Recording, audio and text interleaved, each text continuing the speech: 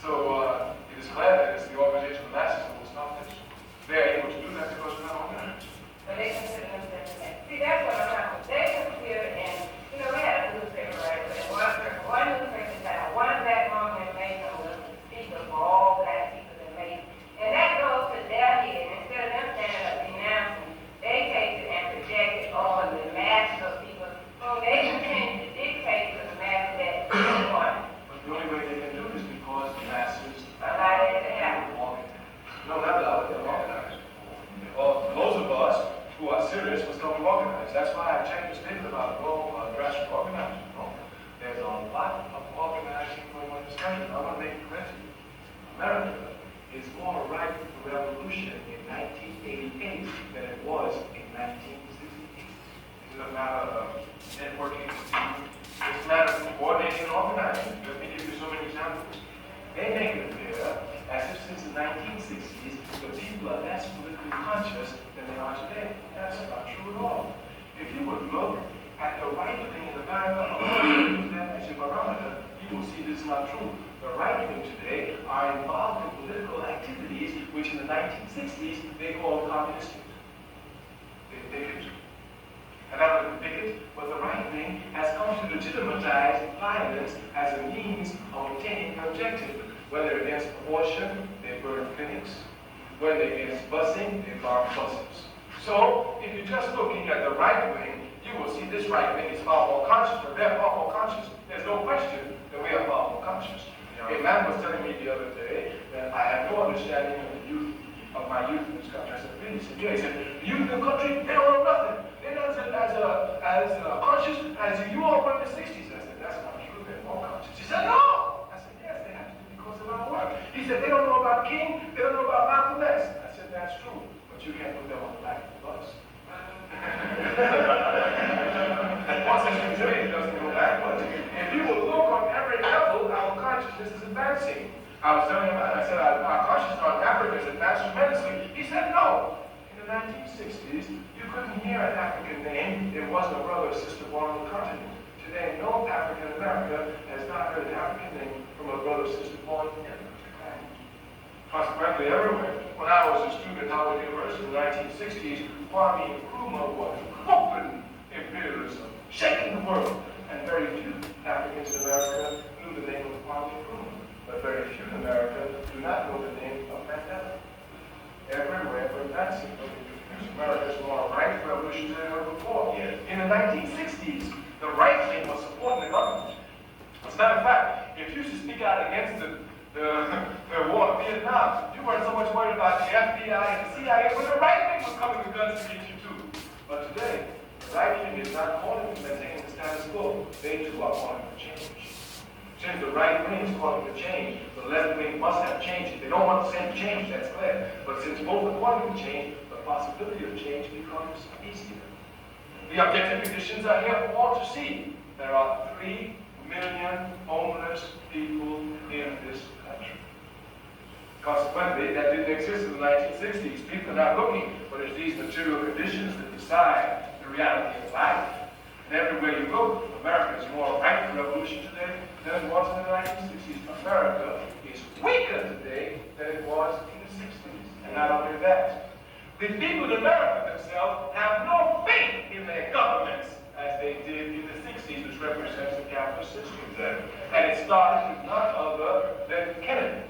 I remember when I was a university student, when the U-2 incident occurred, America sent a spy plane over the Soviet Union, U-2, and the Soviet Union shot down the plane. The pilot, whose name was Powell, Gary Powell, parachuted, the Soviet Union captured him. Khrushchev came and claimed that America had sent spies. Never forget, Kennedy came before the people. No, you know the Russians are crazy. You know they're liars. We, America, sent spies. We are not even involved in this stupidity. 2 days later, the Soviet Union reduced power. Kennedy came before the people and told them, I didn't lie. It was a question of national security.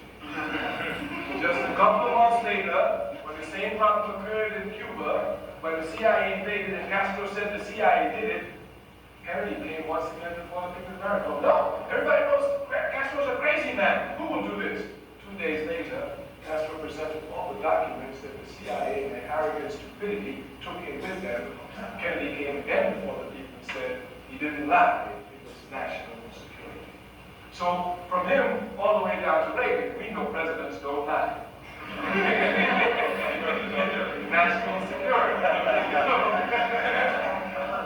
So people must think that the faith that the people lost in the government is because of Reagan and because of Nixon. It started with Kennedy. It started with Kennedy. And the American people who really thought that their presidents were like George Washington, when they cut down the tree, they never lied, they told the truth. Came to find out that their presidents lie, their judges are corrupt, their policemen sell dope. Yes. Consequently, they have no faith in the system today as they did before. But the possibility of alternative ideas attracting them, revolutionary ideas, are easier today than it was in the 60s. America is more ripe for revolution today than it was in the 60s. America is going to see socialist revolution. Okay. Time, one more question. One more question. Rather take two. On the fitness system, right? Yeah. What do you think about the youth of today and morality? Like, boys, like AIDS, crack, and all this different kind of thing. You was talking about the people that was in the 60s, and the way I see it, the difference in people in the 60s, their mind was on freedom in the struggle. It's not that our blacks don't know, it's that morality has brought them down to a level that they can't seem to pull themselves back up.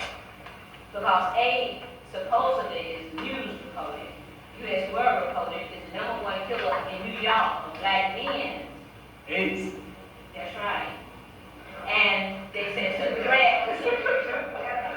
They said it's a threat to in 60-minute air how AIDS was affecting our black brothers in Africa. And U.S. News reported that the black woman was becoming a threat to the next generation because of AIDS. So I'm asking you, what effect, if you think it's any? I don't want to say, as being a black person, we like to think in our mind that, we like to think in our mind that it's not right in the eye, and that they're not telling us the truth. But we got to become aware of the situation so we can go on and take care of other problems and bring ourselves up from that. We don't really do this through organization. Even the question of AIDS, I myself am not discussing because I'm not competent to discuss it. AIDS is a scientific problem which has to be decided and discussed by scientific people. And yet, I find more people who have no medical background at all discussing AIDS than those who do have medical background. The question of AIDS is a scientific problem. And certainly, a country as scientifically developed as America doesn't have to have a hysteria about AIDS. It should scientifically go and be able to stop it. We've demonstrated that AIDS is not the #1 killer in America. Okay, is it anywhere written in history where Hitler started said that, we might not have to worry about the Americans because the way morality is, we might be one day able to just walk in there and take over. That's what my concern is. There's no question. That's why my concern is because they step from one level to another one without being so the mind can conceive what's going on. We can't make that step. But the only way that can be conceived is when we're organized. Which of us here have facts about AIDS that we can discuss? It's what they tell us, and we have to say it's true or it's not true. Well, I look at, it's not But only. we have within our community certainly scientific individuals in a professional area who, once we are organized, can come to have a say to us scientifically about AIDS. But we do not have that. And certainly you do not depend upon a system who's trying everywhere to keep the people occupied with everything else except the fundamental issues facing them to learn about AIDS. So what you're saying is all in organization. It's all an organization. That's what we repeat over and over again. Without it, there is no chance for us at all.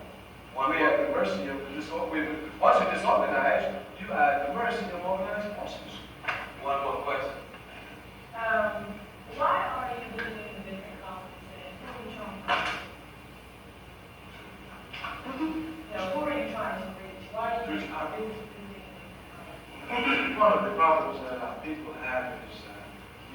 lack of unity of thought. We certainly have unity of action, but lack of unity of thought. A revolution is made by three segments of society: the workers, the peasants, and the revolutionary intelligentsia. It is the revolutionary intelligentsia who sparked the revolution. Certainly we see this everywhere in the world today. It's confirmed. In South Korea, it's the students who spark it. In Zambia, South Africa, it's the students who spark it. On the West Bank of Palestine today, it's the students who spark it. If we don't go too far, and just look at America in the 1960s, we'll see once again, it's the students who spark it. We are revolutionaries and scientific in our approach. We know that the masses of our people are at the drop of a hat ready to fight against the system and protect themselves. History itself is documented for us. We have seen in Macon, Georgia, 16-year-old girls go up against fire hoses, against police doors, against batons, against camouflage, with nothing in their hands, just righteousness in their hearts, singing, "We shall overcome." So these people we know are people who are ready to make all sacrifices at any moment to advance the cause. But to call upon the people to spontaneously make sacrifices, which just keep carrying the struggle in a circle, is irresponsible. We must come to lay the basis where the struggle is permanent, where the people are not reacting to the enemy's issues, but the people themselves draw the enemy into battle on their line where they defeat the enemy. Consequently, this aspect calls for a clear spreading of ideas rapidly among the masses of the people. Karl Marx is absolutely correct when he says that ideas become a material force when the masses take hold of them. We saw this early in the 1960s with Black Power, and hell no, we won't go. Once the masses took hold of these ideas, they became a material force under which America felt heavily the blows of the oppressed. Consequently for us, the organization of the intelligentsia, students in specific, is to make them come and fulfill their responsibility to help spread these ideas rapidly for the organization of mass of people. We must tell you that we know the task we're up against. The African bourgeoisie is the most corrupt in the world. There are more Mercedes in Africa than in any other continent in the world. The African petty bourgeoisie in America, as soon as they receive a degree from a university, they put so much room between them and their people that they forget what we smell like. Consequently, we are aware that we are struggling with the most corrupt intelligentsia in the world. When we are revolutionaries,